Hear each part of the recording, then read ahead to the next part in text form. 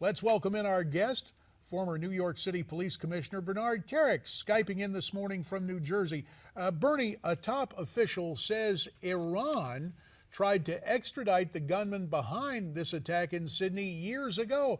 Yet somehow he was granted permanent residency, had been receiving welfare benefits for years. Could someone like this easily fall through those social service cracks here in the United States? Yes, absolutely. And, this isn't nothing new. I've talked about this before. In fact, I've been writing about it since 2003 or 2004 when I came back from Iraq. It can happen. It's going to happen. We've seen a number of lone wolf attacks, if you will, in this country already. What happened here easily. And JD, there's one thing that people have to focus on today.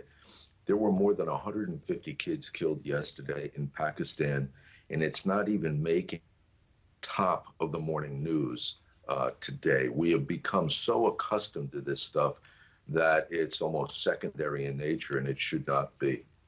You mentioned the news, the horrific attack in Pakistan, not even leading the news today.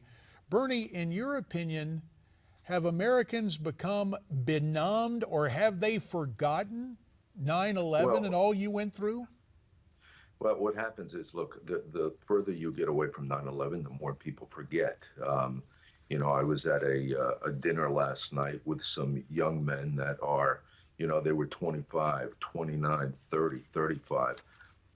They barely remember that time. And I think that's a big mistake for us. New York City has been, there have been 13 different attempted attacks since 9/11.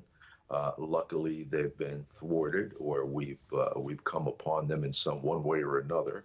Our intelligence is much better today than it was on September 10th of 2001.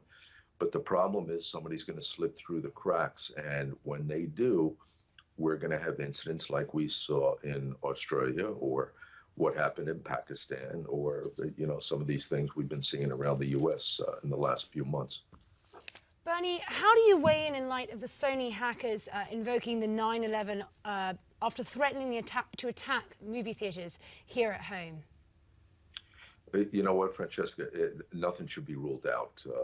Cybercrime, the hackers, the purpose of terrorism is to create mental anguish and havoc and fear, to instill fear in people.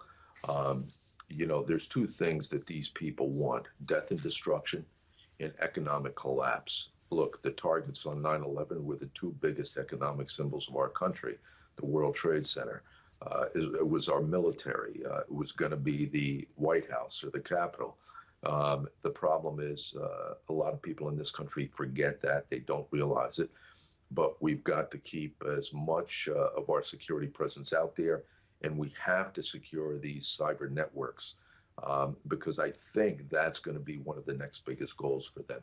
Well, we've seen it in terms of pop culture now with the release of the movie, the threat from the Sony hackers, and a lot of theaters deciding not to premiere that film on Christmas Day, perhaps not to show it at all. If you were advising theaters, advising Sony, do you think they ought to pull this movie, Bernie? We've got about 30 seconds. Honestly, JD, I don't know. I think I leave that up to them.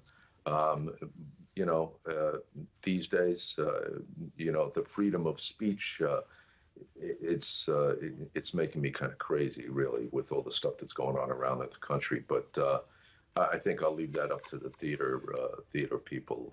I'm more worried about other things right now. Fair enough, and there's certainly a whole lot of things with which we can all be concerned.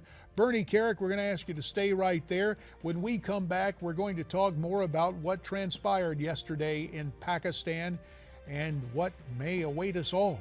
America's Forum continues after this.